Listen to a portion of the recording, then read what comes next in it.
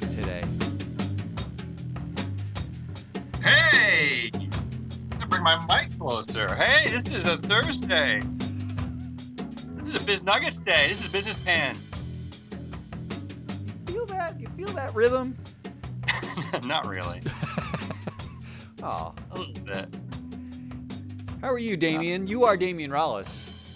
Yeah, you're Matt Mascardi. This is Business Pants. We are Free Float Media. This is Thursday, January 16th, 2020. It is a snow day here in Portland, Maine, which means the kids are inside on their phones. Welcome to Mark Zuckerberg's universe.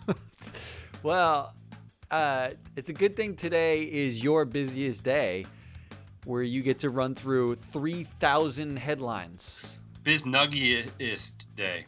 What is today? This is Biz Nugget Thursday. January 16th? 16th. 16th, 2020. We're halfway to nothing. So what do we got on the agenda? Let's just get right into it because this is always a mouthful. We got a big bag of Biz Nuggets. Matt's gonna make something. I don't know what he's. It says here what he's making, but I don't even know what that is. I know it's French for king. So employee ROI. He's making an employee king. We are making a guess at how the return on investment for employees for your time. If we were employees of something, then this is what we'd be looking at.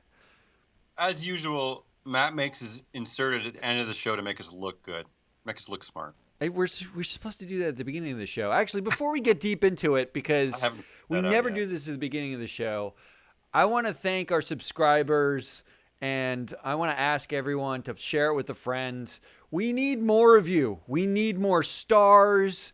We need more feedback. We need more views. Because we had a good run at the beginning. We have big plans, game shows. We were talking about pre-production game shows, and we're talking about a whole other podcast stream and what's called the Market Medium, where I'm interviewing some thought leaders, and we're gonna bring that to you. And it's gonna be more serious. It's gonna be fact-based fact instead of fact-based snark. Really? But we want to do all these things, but in order to do them, we need you to go to Apple. We need you to go to Spotify. We need you to subscribe and listen and rate and all that great stuff so that we can feed ourselves. But let's get into it. Let's get right into the big bag of Biz Nuggets without further ado. Yeah, I think I'm ready. Here's our Biz Nugget music. Can you listen to this? Oh, good. Yeah. See, I think that's fantastic. That's your best. This is your best. You're at your best with this music. Should I get at it? A little scat. Let's get at it. There's so much news. All right, here we go. Boeing released hundreds of internal messages that contained harshly critical comments about the development of the 737 MAX, including one that said the plane was designed by clowns who in turn are supervised by monkeys. I know we already covered this story, Matt, but I just like saying things like designed by clowns who in turn are supervised by monkeys.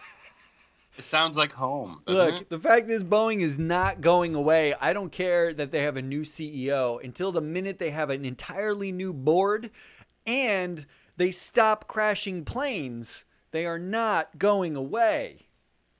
Like Dave Calhoun, you might as well you replace Dennis Muhlenberg, ex-CEO of Boeing, with new CEO of Boeing, Dennis Muhlenberg. It's the same thing. So we're basically in the same spot we were in, right? More monkeys and clowns. Their nomination committee is essentially a hall of mirrors, and that's how they make decisions. Nice.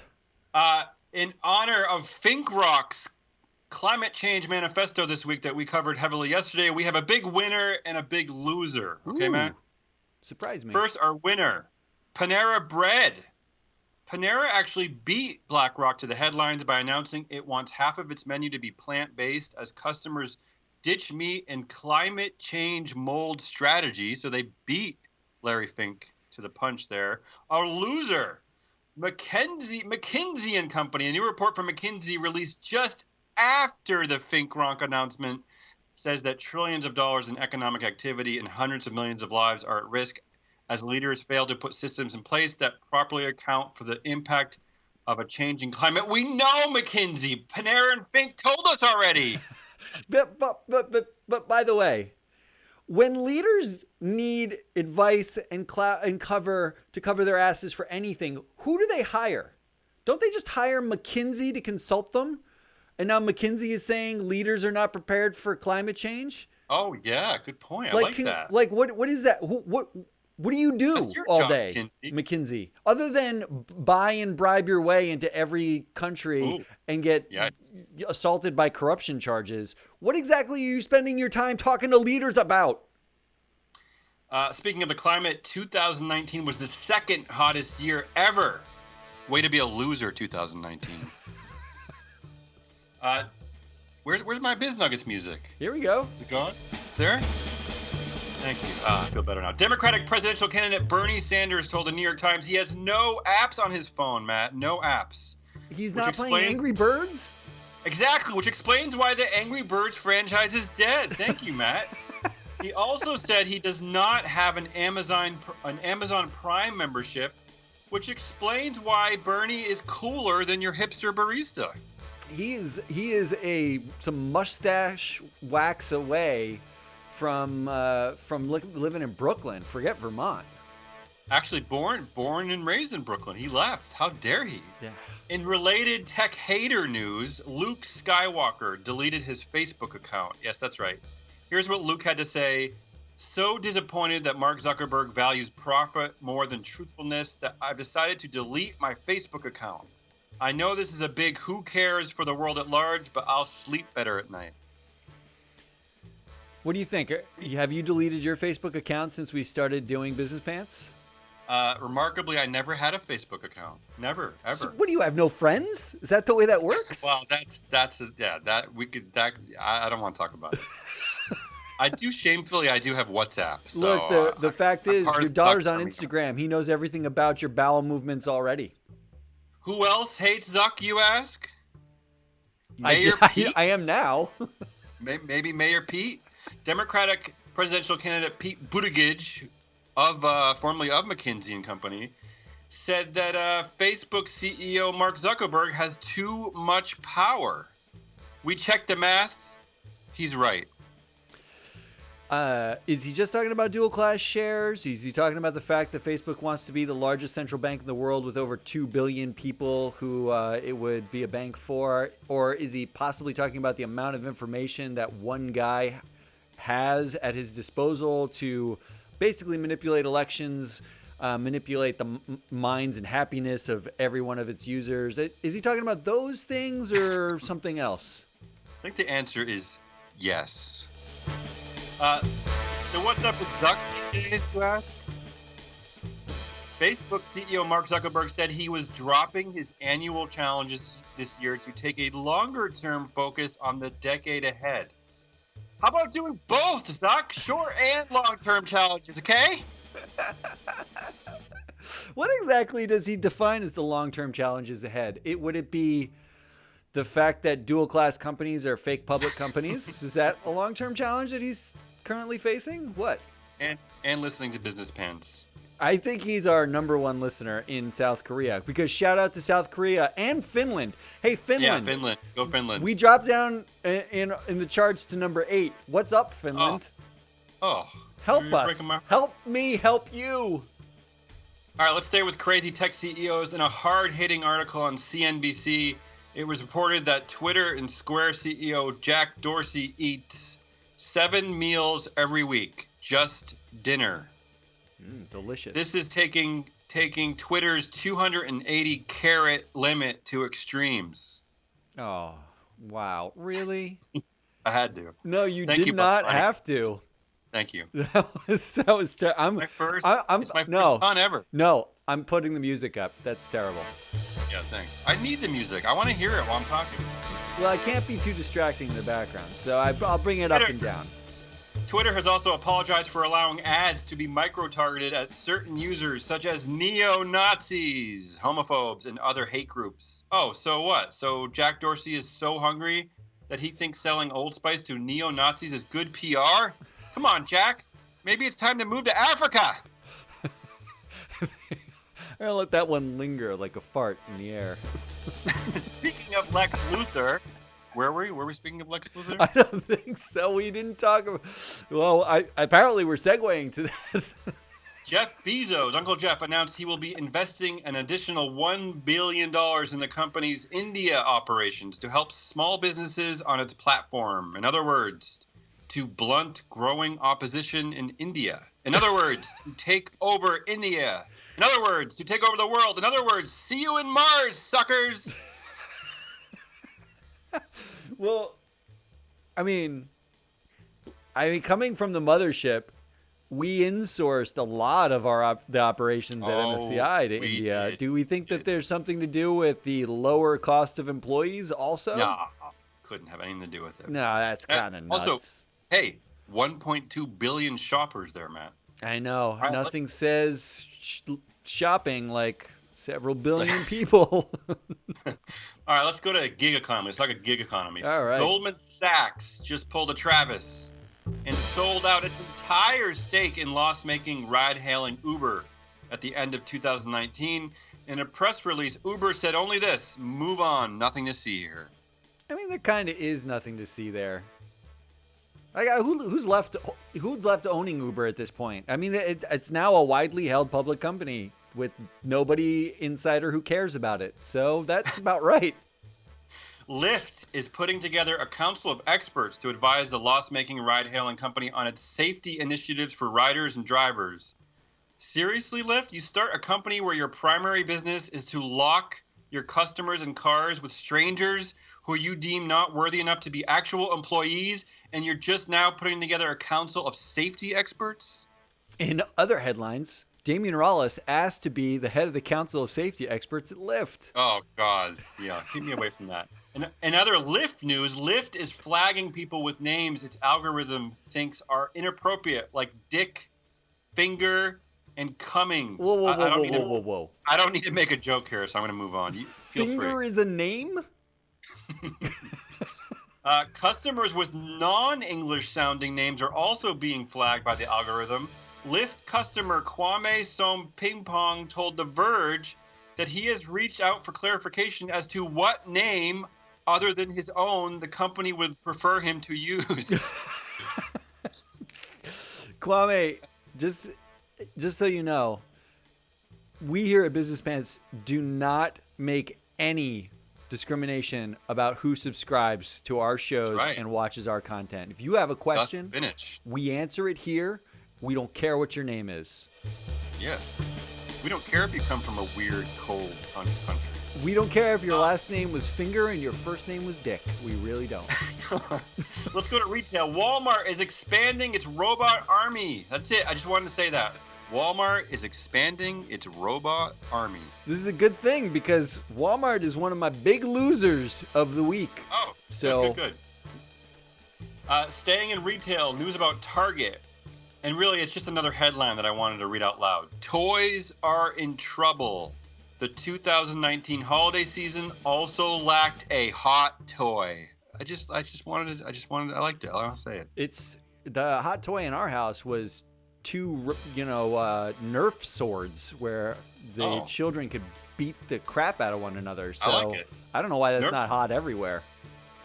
In our stupid computers category, a project to create a massive market surveillance database for U.S. financial regulators is encountering fresh resistance from Wall Street brokerages that fear it could be targeted by hackers seeking investors' private information. Similarly, in new research from the Federal Reserve Bank of New York, a well-timed cyber attack on a single large bank could spread rapidly through the U.S. financial system by dramatically impairing the flow of credit between financial firms. What the hell, man? After registering their resistance, the brokers went on Facebook to complain about the surveillance state. All right, let me hear the music. In the ongoing trade wars, China has agreed to purchase an additional $200 billion in U.S. goods over the next 2 years as part of the Phase 1 trade deal, blah, blah, blah. Here are my top five favorite products that China has promised to buy from the U.S. Are you ready, Matt? Yeah. My top 5 favorite products. Number 5, radar parts. Woo! Number 4, human blood for therapies. Yes. My third favorite product that China has promised to buy from the U.S. Number 3, horses. Number 2, nuclear reactors. Nuclear. Hey, Speaking W, of- calm yourself. And finally, my favorite product that China has promised to buy from the U.S. in the new trade deal. My favorite product, number 1, hair clippers. And who says the U.S. economy is falling behind China? This is the real world, people. And finally, in the we don't take our shareholders seriously category, American Outdoor Brand says CEO James Debney has left the company after the board determined he, quote, engaged in conduct inconsistent with a non-financial company policy without providing further details. Way to go, American Outdoor Brand. Thanks for that. The good news here is that while American Outdoor Brands might be maddeningly opaque, it also turns out to be maddeningly adorable. The company named co-CEOs to replace its naughty CEO. The co-CEOs are named Mark and Brian. Isn't that cute, Matt? So Mark and Brian. It's so unpredictable. Who would have known that they would have hired two men with incredibly average names? Can I just point out for our listeners, so anybody not watching the show live, to our listeners of this show on the podcast, the background that we have talking about the cuteness of the co-CEOs is Bert and Ernie. Yeah, who I'm guessing are far more progressive than the co-CEOs at American Outdoor Brands. Hopefully neither of them are also naughty CEOs. True. All right, close the bag, Matt. All right, I'm going to just let this music roll underneath me for Matt Makes today, because it is... Yeah, he's going to make something. What's Matt Makes today? What do you got? All right, here's what I got today. Yeah. I wanted to follow up on some of the things we were talking about earlier this week, late last week. Stakeholders have been all over the place. Thank you, Finkrock. And thanks to the Business Roundtable, just a quick reminder who the Business Roundtable is. The board of the Business Roundtable are some of the largest companies in the entire world, including Walmart and Marriott and JP Morgan, and not Finkrock, but they are a member of the Business Roundtable. The Business Roundtable came out and said that stakeholders rule. They said that companies should be delivering value to their stakeholders, not just shareholders. I'm emphasizing this now because in Larry Fink's letter, he wrote, quote, "As I have written in past letters, a company cannot achieve long-term profits without embracing purpose and considering the needs of a broad range of stakeholders." So socialist. Larry's totally in on the stakeholder thing. Blackrock's totally in on the stakeholder thing. But no one has yet figured out a way to measure the stakeholder thing. What are we actually talking about? Matt's figuring it out. So that's what I'm figuring out here. And today we're going to start with employees. I did a case study a couple days ago on Walmart, but today we're going to focus in on employees, and we're going to focus in on the Business Roundtable board members themselves. How much are they returning to employees as stakeholders? Okay, so it's employee time. Right. I'm gonna get my smart lenses on. Here's the way to think of this. This is very, very simple to think of, and then I'm going to put you to sleep with the numbers. Okay. The simple way to think of this is, as an employee at a company, if you are listening to this, you are probably an employee of a company. The asset that you give that company that you work for is time. You give them your time. You show up every day. You sign on now at night because it's not enough to just show up 9 to 5. Yeah, you're weak. You are distracted. You are not paying attention to your children or your dog or your significant other because you are constantly thinking about what your employee needs. This is the asset you give them. You give them your time, your blood, your sweat, your tears. That's what you give them, right? Yep. What you get in return for that asset that you give them is paid. Right. Pay. Yeah. You want money. You want money in the form of a constant salary, and you want money in the form of giant bonuses at the end of the year, hopefully, if you're lucky enough to work in a place that pays you giant bonuses. But mostly what you want is just give me my money so that I can pay for like the stuff that I need, okay? All right. Let's start with giving time. This is what you give them. This is your input into the company, what the company sucks out of every single one of us. Yeah, you're giving them your life. You're giving them your life. In fact, that's exactly how I framed it, okay? So the companies on the Business Roundtable are employers. Walmart is the largest at 2.2 million employees. Million with an M. That's still shocks me. Yeah. The next closest on the Business Roundtable board is IBM with under 500,000. They have about 330,000 employees. IBM's still a thing. Yeah. IBM is still a thing, and they're still a pretty big employer, 330,000 people, right? Jeez. Pretty big. Yep. So this is the board members of the Business Roundtable, the ones who are pushing for the idea of stakeholders. Sure. But let's think of that in terms of lifetimes given, because we're talking about the asset that you're giving them. Yeah, let's get depressing. Let's get really depressing here. Yeah. Because that's what we're all about. The time that you give your employees, if you work at Walmart, is the equivalent of more than 5,600 lives per year. So that's the aggregate employees, right? So what we're doing is all employees working 34 hours a week on average, 52 weeks a year, and the life expectancy in the U.S. is about 78 years, right? Okay. So you just do it's simple math transformation that accumulates to over 5,600 lifetimes given to Walmart every single year. Yeah, just for a bag of Swedish fish and a crappy TV. All right, fine. Well, who am I to judge? Your Cuisinart does not come cheap when it comes to lifetimes. Right. The next closest, obviously, is IBM, because this is just another way of looking at the size of the employee work pool, right? But IBM's under 1,000 lifetimes, and then way down at the bottom is S&P at 50 lifetimes. All right. So not so much, okay? Yep. How do we value your time? Now, there's a very, very simple way to value your time, because I know you want to think of your time as incredibly valuable, like it's time away from your kids, it's time away. But guess what? The federal government already put a value on it. It is $7.25 an hour. That is the U.S. federal government minimum wage. Okay.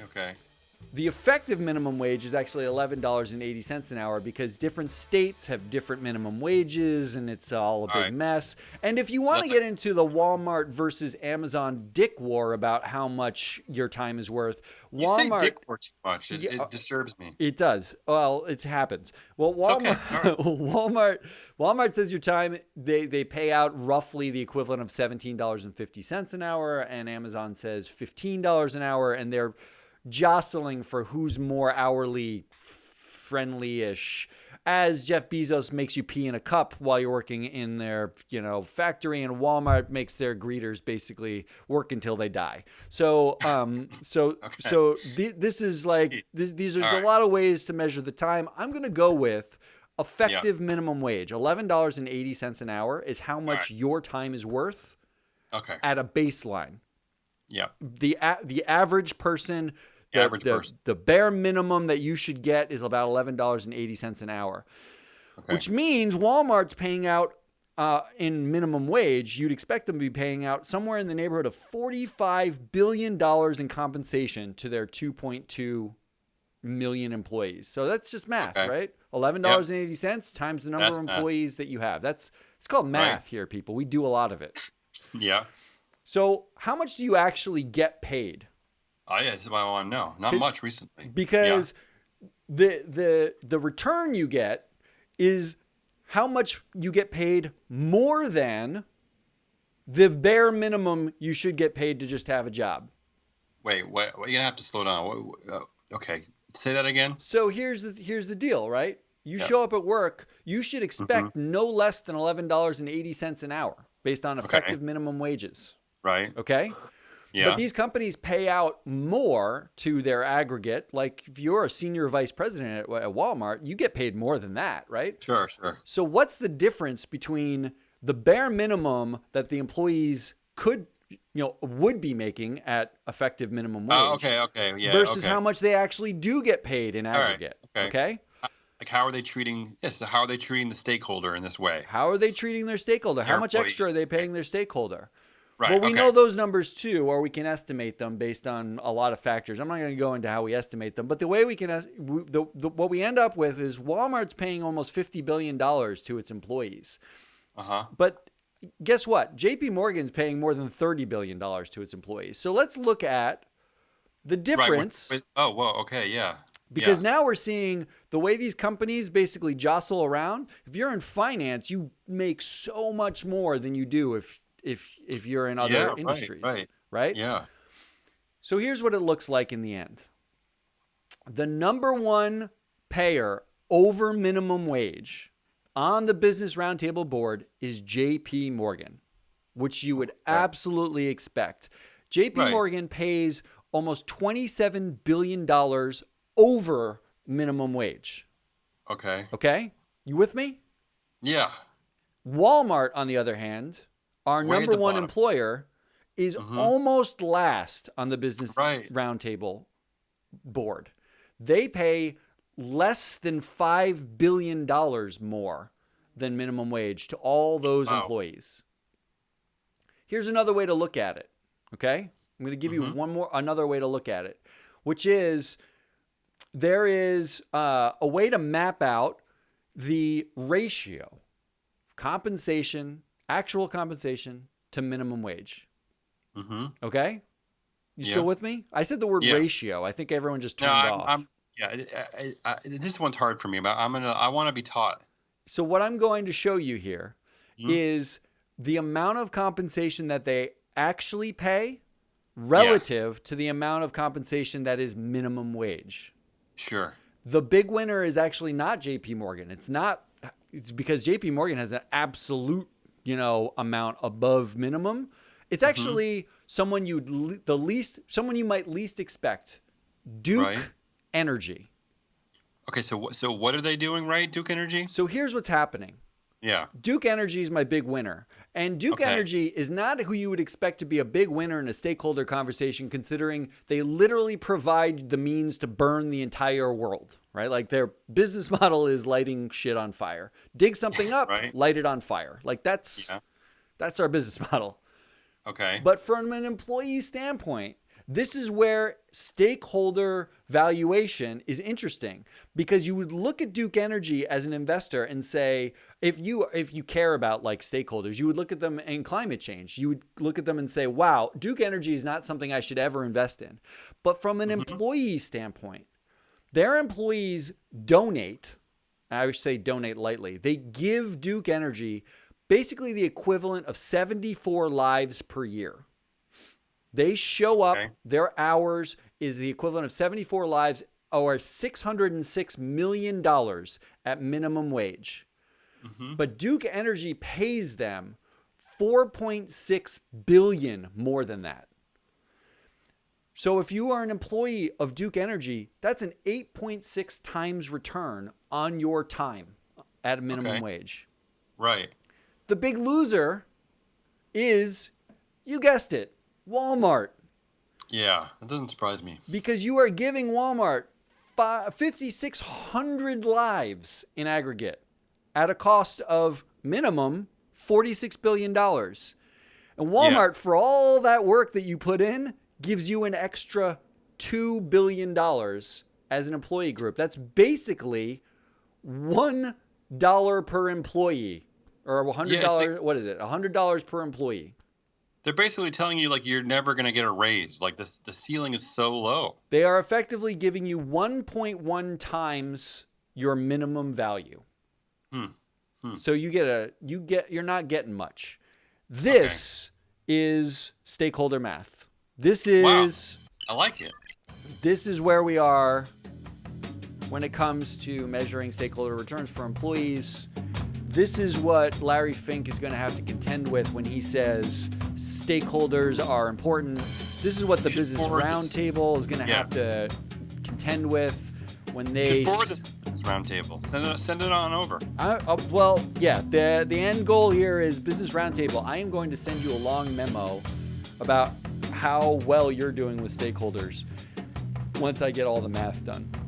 And here's the first. Duke Energy wins in something, right? Duke Energy. Wins Who would in something thought? good. Thanks, Matt. So that was our show today. We are Business Pants. Today is Thursday, so it's our last show of this week. Subscribe because you want to get everything coming at you next week. Is January 16th, 2020. Tell your mom. Tell your mom. Tell your dog. I don't care who subscribes. Tell your Amazon delivery person. Right? Why not? They need their business news from somewhere. And we talk about Amazon a lot. So, we do talk about them, and it's interesting. So that is Damian Rollis sitting over there. I am Matt Moscardi. Sitting right here, it was January 16th, 2020. Thanks to our team, the two Courtneys, Dan Rogachnig. Music by Todd Hovanek and the Asset Clowns. Our art is by John Walsh. This is an amazingly difficult production to put together every single day for you, the listener. So hopefully you enjoy it and let us know when you do and when you don't. I don't care. I want you to subscribe. I want you to listen. I want you to share it with a friend. We are live streaming on YouTube, on Periscope, on Twitch. We are live streaming in South Korea and Africa. We are everywhere. And we turn all of that into podcasts on Apple and Spotify and Overcast and Radio Public and everywhere you can get a podcast. So subscribe, watch, listen. We'll come back at you next week. Thanks, Damien. See you, Matt.